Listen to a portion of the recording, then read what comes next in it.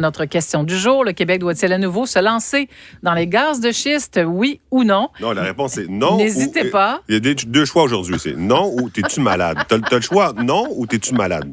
98-5, mesdames et messieurs, pour votre réponse.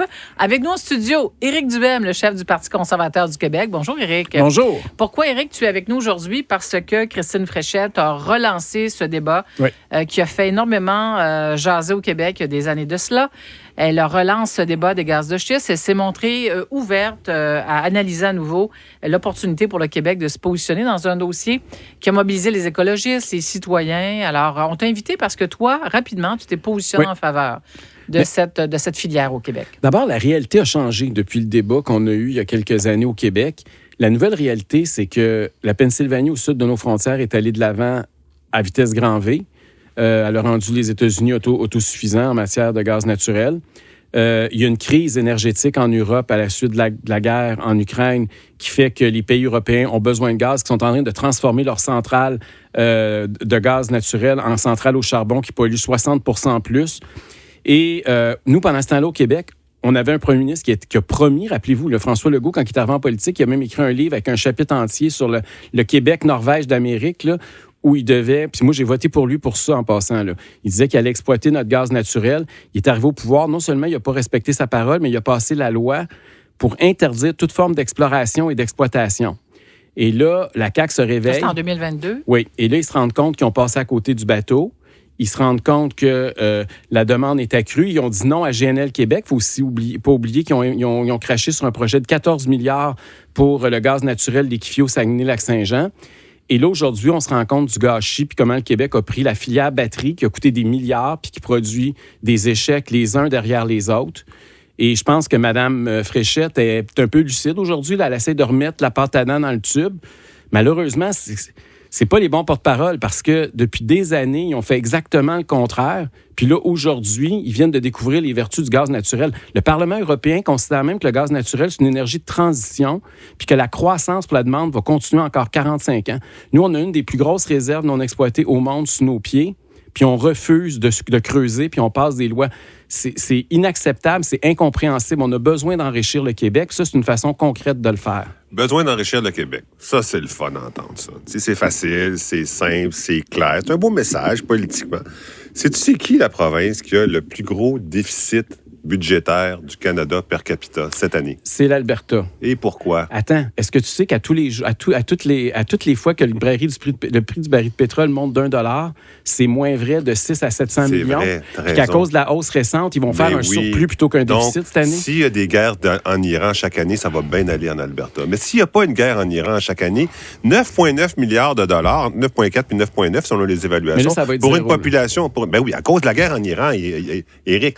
Quand ils ont déclaré le déficit, là, Mme Smith a dit « Je ne vois pas le jour où il va diminuer. » Ça, c'était avant la guerre en Iran. « Je ne vois pas le jour où il va diminuer. » Pourquoi? À cause de la fluctuation des prix du pétrole. Quand tu présentes le pétrole comme l'affaire la plus incroyable qui peut arriver à une province... On ne parle pas du pétrole, on parle du gaz naturel. Okay, c'est deux choses. Oui, l'Alberta, c'est le plus gros producteur de gaz au Canada. Première chose. Deuxième chose, l'extraction pétrolière. Si c'était si payant que ça, faudrait-tu la subventionner à côté? Non. L'extraction gazière. Gazière et pétrolière. Elle est subventionnée à côté. Là, Equinor, ça, c'est du pétrole et du gaz, les deux en même temps. 1 milliard de dollars pour exploiter le pétrole et le gaz au large de Terre-Neuve. 1 milliard de dollars. Nous autres, on veut-tu payer des pétrolières pour extraire du gaz et du pétrole? Via tes taxes et des impôts. Oui, ça, c'est une décision du gouvernement fédéral. Pour oui, soutenir la province de Terre-Neuve. Oui, c'est ça. C'est pas payant tant que ça. S'il faut que tu mettes des milliards pour l'exportation, pour la recherche, pour l'exploration, pour la récupération du carbone, puis après ça, des pipelines ou les gazoducs. Moi, là, vous me connaissez, là, je suis pas le gars pro-subvention. Moi, ce que je dis, c'est non aux subventions, mais oui à l'exploitation par le privé. C'est pas le gouvernement qui va jouer avec l'argent des contribuables comme si c'était de l'argent de Monopoly. Là. Mais c'est ça qui se passe en ce moment dans l'industrie pétrolière et gazière. Ben pas partout, là. Je m'excuse, mais ça dépend toujours du prix, évidemment, parce que ces gens-là prennent des risques. Mais c'est pas aux Québécois à prendre des risques puis à spéculer sur le prix éventuel du gaz puis du pétrole. Là. On n'a pas à faire ça. Correct. Pas plus qu'on a à jouer avec l'argent des Québécois pour savoir quel type de technologie au niveau électrique est la prochaine génération. Là. Ce n'est pas le rôle du gouvernement de faire ça, mais c'est le rôle du gouvernement de dire oui. S'il y a des gens qui veulent créer de la richesse, des jobs payants au Québec, on est des partenaires. Pas, on interdit toute forme d'exploration. Mais Éric, le bateau, il est parti là. Moi, je suis bien d'accord avec ta position. Le bateau, il ne fermera pas. Il reste 45 ans encore de croissance. Non, mais en ce moment, c'est pas payant. C'est pas payant. Il y a tu dis... Le gaz naturel est en demande en Europe, pas en tout. Là, il y a des terminaux méthaniers qui sont fermés en Europe parce qu'il n'y a pas de demande pour le gaz naturel. On a même les Allemands qui sont venus au Québec demander, puis au Canada, si oui, on pouvait leur vendre du gaz naturel. On ne pouvait pas parce qu'on n'est pas capable de l'envoyer par bateau. Parce gaz que liquéfié. Le GNL, le gaz naturel liquéfié, parce qu'on n'a pas de port ici au Québec. Devine qui va le payer, le port. Il ne faut pas que ça soit nous. Le 14 milliards, c'est de mais non, on avait un projet privé très concret au Saguenay. C'est pas de l'hypothèse. Tu sais quoi, ces milliards-là? C'est des gros aspirateurs à fonds publics. Toi, tu as l'impression que c'est un coffre à trésor. Tu ouvres le coffre, puis au lieu d'avoir de l'argent dedans, c'est un aspirateur à fonds publics qu'il y a dedans. Moi, je regarde les pays qui ont du gaz puis du pétrole. Habituellement, ils ont un indice de richesse pas mal plus élevé que ceux et celles qui l'importent à 100%. Ça, c'est dans le passé. Sais-tu combien? On importe, le Québec, là, on importe 100% de nos hydrocarbures. Hein. Tout le pétrole, tout le gaz que vous consommez, 100% vient non seulement 50 l'Alberta, 50 États-Unis. Mais même l'Alberta, on le fait transiter par les Américains parce qu'on est trop sans dessin pour construire des oléoducs puis des gazoducs au Canada parce qu'au nom de l'environnement. C'est moins cher de faire passer par là. Oui, mais on voit aujourd'hui avec la crise avec les États-Unis comment on n'est jamais si bien servi que par soi-même puis comment c'est important. C'est important. T'as pesé sur le piton que j'attendais que tu pèses. Comment c'est important l'autosuffisance énergétique. Mon Dieu Seigneur, t'as dit ça, Éric. Qu'est-ce qu'il y a? Tu viens de dire ça? Oui. C'est un cartoon, que tu viens de lire en ondes. Pourquoi? Mais, Éric... T'es contre ça, l'autosuffisance énergétique? Arrête! J'ai des crampes quand je t'en... Mais qu'est-ce que tu veux? Regarde bien ça. La guerre en Iran commence, OK? Puis là, tout le monde, les discours, ça nous prend l'autonomie énergétique, on va avoir notre propre pétrole. Le jour 1 où il y a eu la guerre à Téhéran, là, en Iran, le jour 1, nous autres, on n'est pas des Trois-Dormeuses, là. Nous autres, on reçoit notre pétrole d'Alberta puis des États-Unis. Le jour 1, il est prêt à la pompe, boum! Sais-tu pourquoi? Parce que c'est une valeur globale internationale, le pétrole. C'est négocié sur les marchés mondiaux. Comme l'or, comme le dollar américain. Quand ça monte à l'autre fucking bout de l'Afghanistan, ça monte ici en même temps. Non, mais si on exploitait le gaz naturel, là, grosso modo, on économiserait à vrai 10-15% sur le prix, mais ceux et celles qui en utilisent, là, du prix actuel. Puis, mais c'est pas, t'as raison, c'est pas une économie. Le prix à la pompe, là, ça, c'est quelque chose de bien concret, là. Il y a une guerre en Iran. Notre pétrole ne vient pas d'Iran. Nous autres, on dit on a une autonomie énergétique parce qu'il vient de l'Alberta. Le prix à la pompe a fait boum.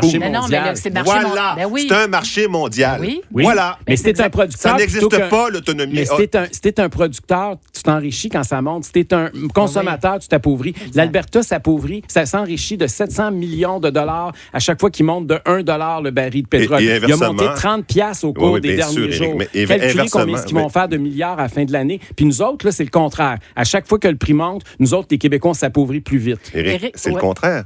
Ce que tu dis est vrai et son contraire est vrai aussi. Quand ça monte $1, l'Alberta s'enrichit. Quand ça baisse $1, l'Alberta s'appauvrit. Oui, mais devine, c'est qui la ville? Les consommateurs s'enrichissent. C'est qui la ville du Canada qui a le plus haut taux de vacances à son centre-ville? C'est Calgary. Mais oui! Mais en 25% d'immeubles vides. Il ne s'agit pas de pétrole, là, parce que... on parle de gaz naturel. Le gaz naturel, absolument, tout à fait. Éric, l'éléphant dans la pièce, pour ce qui est du gaz naturel, c'est l'impact environnemental créé par la fracturation hydraulique, parce que pour sortir le gaz là, du sous-sol, des plaines du Saint-Laurent, effectivement, ça prend de l'eau. Alors, moi, j'ai joué dans ce film-là en 2010, 2011, 2009 même. T'étais bonne au début. Oui, j'étais bonne au début, effectivement. Mais un jour, je raconterai l'envers du décor de ce magnifique dossier. Mais tout ça pour dire qu'il y a encore des citoyens qui sont inquiets, qui se disent qu'il faut demeurer vigilant compte tenu de la façon dont le marché de l'énergie évolue sur la planète. Alors, comment on peut, aujourd'hui, en 2026, rassurer tous ces citoyens qui se disent on met à risque, à mal, les nappes phréatiques du Québec? Il y a plusieurs choses qu'on peut dire. D'abord, les technologies ont évolué depuis le temps où le Québec a eu le débat. La fracturation, maintenant, se fait avec de l'eau recyclée, c'est-à-dire qu'ils utilisent toujours la même eau pour fracturer le sol. Puis l'impact environnemental est beaucoup moins sévère. Ça, c'est la première chose. Puis la deuxième, c'est celle que je te disais tantôt, quand tu remplaces du charbon par du gaz naturel, tu réduis les gaz à effet de serre de 60%. Donc, le gaz n'est pas, en soi, le pire des combustibles. Au contraire, On est capable de remplacer des combustibles qui sont bien pires par un combustible qui, oui, émet des gaz à effet de serre, mais en quantité beaucoup moins importante. Ce qui est important à la fin de la journée, c'est de faire le bilan, pas juste au Québec, mais à l'échelle planétaire. C'est quoi l'impact quand on a une quantité X de gaz naturel qui vient du Québec versus une autre sorte d'énergie qui vient d'ailleurs dans le monde? Si le Québec est capable de faire sa part, pas juste à l'échelle du Québec, parce que c'est l'autre discours hypocrite des environnementalistes des fois. On regarde juste dans notre cour, puis on envoie la pollution, on exporte la pollution. Mais ça, là, c'est du greenwashing, mais en termes environnementaux, l'impact est pire que si on continuait nos pratiques habituelles. Donc, il faut faire preuve de réalisme.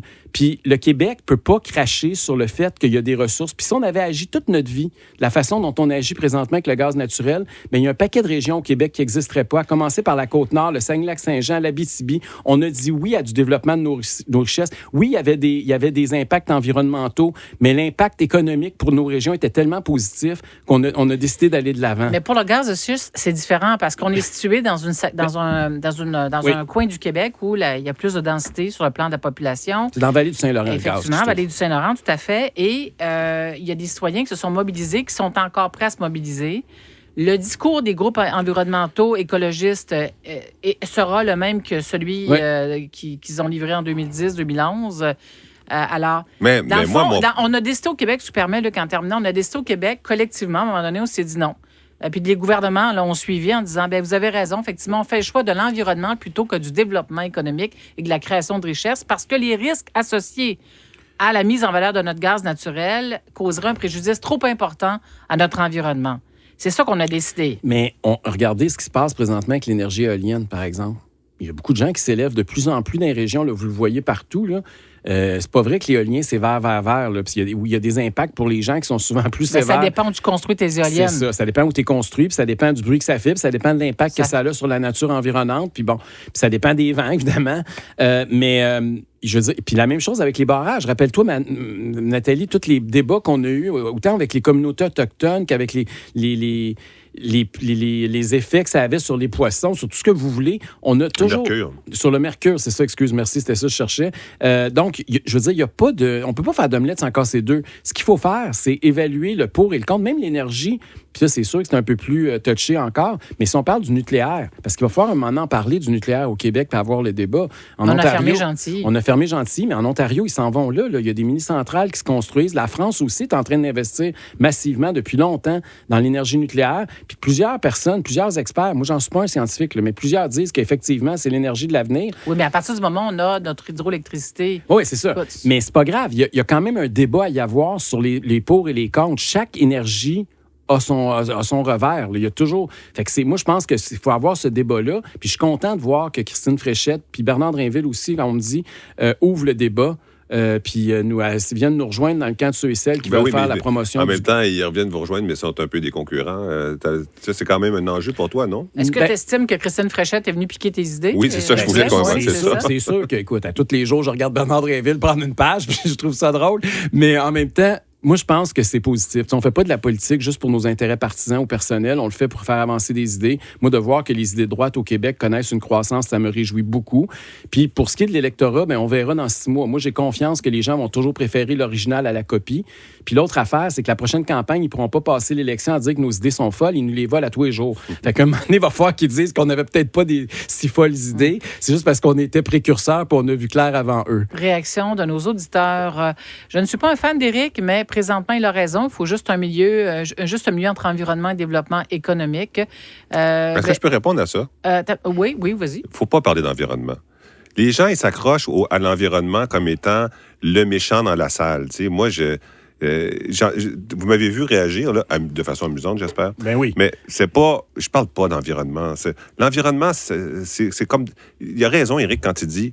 Les éoliennes, c'est un problème environnemental. Le nucléaire, c'est un problème environnemental. Oui, mais c'en est un autre. C'est pas des gaz à effet de serre, mais c'est un effet sur le paysage. Dans ta cour, tu serais pas d'accord. Excuse-moi, mais c'est parce qu'on peut faire les choses intelligemment. Construire une éolienne à 500 mètres d'une maison, il faut être imbécile. Mais un puits, c'est la même chose. Il ne faut pas le construire non plus. Mais attends, chaque énergie a une forme d'impact environnemental. OK, on est d'accord avec ça. Le problème, c'est est-ce que c'est faisable de construire des gaz, de faire de l'exploration de gaz de schiste en ce moment au Québec? Économiquement, la réponse, c'est non. La réponse, c'est non. Moi, il est trop tard. C'est le marché qu'il faut qu'il décide. Ben, le marché a décidé depuis longtemps. C'est donnons le pouvoir aux entrepreneurs de le faire. Puis s'ils veulent mettre leur argent, qu'ils le fassent puis qu'ils prennent des risques. Je suis d'accord avec toi. Je suis d'accord avec toi. Parce que moi, je veux pas qu'on mette une scène publique. On enlève la loi, le moratoire sur le développement des gaz de schiste, il n'y a pas une scène qui va se mettre. Parce que ces gens-là, c'est le grand capital. La notion du grand capital, là, malheureusement, à l'UQAM, on n'apprenait que ça. Mais il y a quelque chose de vrai là-dedans. C'est qui, ça, le grand capital? C'est des gens qui ont accès à Carney quand toi, tu n'y as pas accès, OK? C'est des gens qui vont le voir puis qui obtiennent 1 milliard de subventions pour faire de l'exploration pétrolière à Terre-Neuve, qui obtiennent 35 milliards pour faire un pipeline en Alberta. Là, écoute, tu veux-tu que Terre-Neuve fasse faillite? C'est exactement pour ça que le gouvernement fédéral subventionne Terre-Neuve. Non, je veux pas que Terre-Neuve fasse faillite. Mais 35 milliards pour Trans Mountain, puis là, ça serait comme 60 milliards pour le nouveau pipeline. Fait que moi, je te dis, sans argent public, il n'y en a pas d'exploration pétrolière. Je signe un deal avec toi, pas d'argent public. Parce que là, présentement, les gens, il faut qu'ils sachent ça aussi, là. Les compagnies pétrolières au Québec nous poursuivent maintenant pour des milliards parce qu'il y avait des claims, il y avait des droits miniers. Des droits miniers qu'on a retirés parce qu'on a voté une loi pour leur enlever les dépossédés de ce qu'on leur avait donné. Et là, ils poursuivent non seulement sur l'argent qu'ils ont investi pour explorer, mais aussi sur l'argent qu'ils ont perdu sur les profits potentiels de ce qu'on a en dessous des pieds.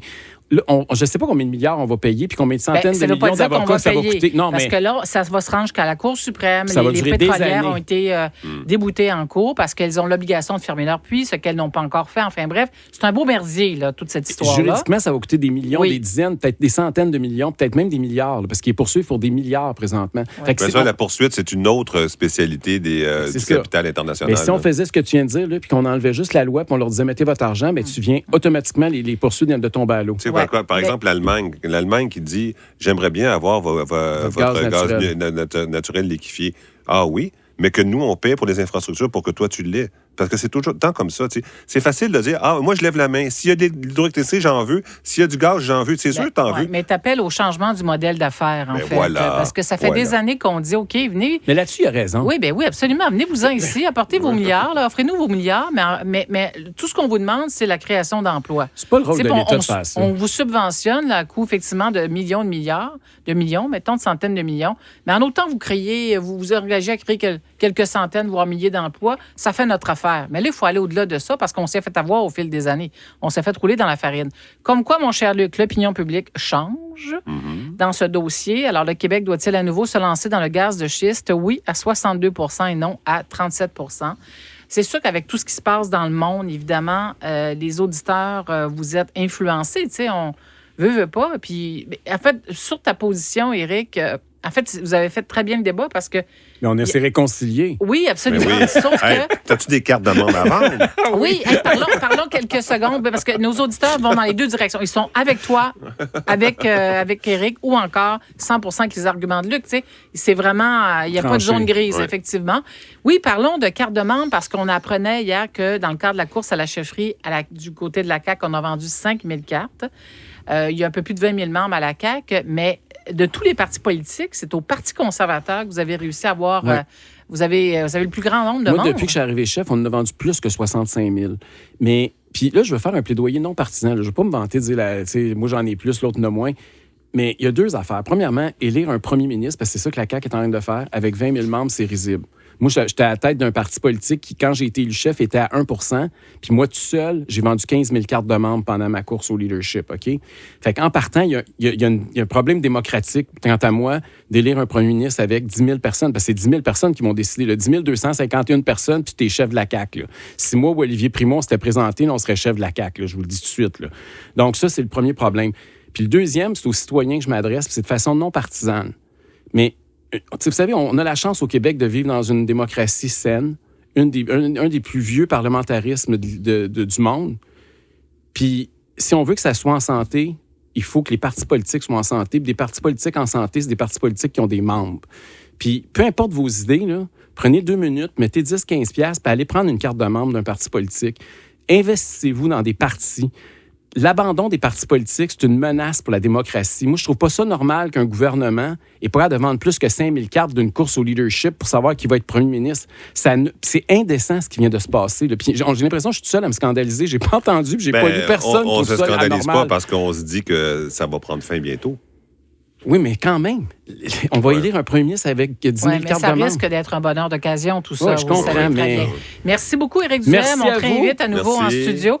Merci pour vos nombreuses réactions. Votre participation à notre sondage est toujours fort appréciée. Si on pouvait t'envoyer tous les commentaires, Luc, on le ferait. Éric, on le ferait. Malheureusement, ce n'est pas possible. Mais clairement, c'est un débat qui vous interpelle et pour lequel vous avez énormément de choses à dire.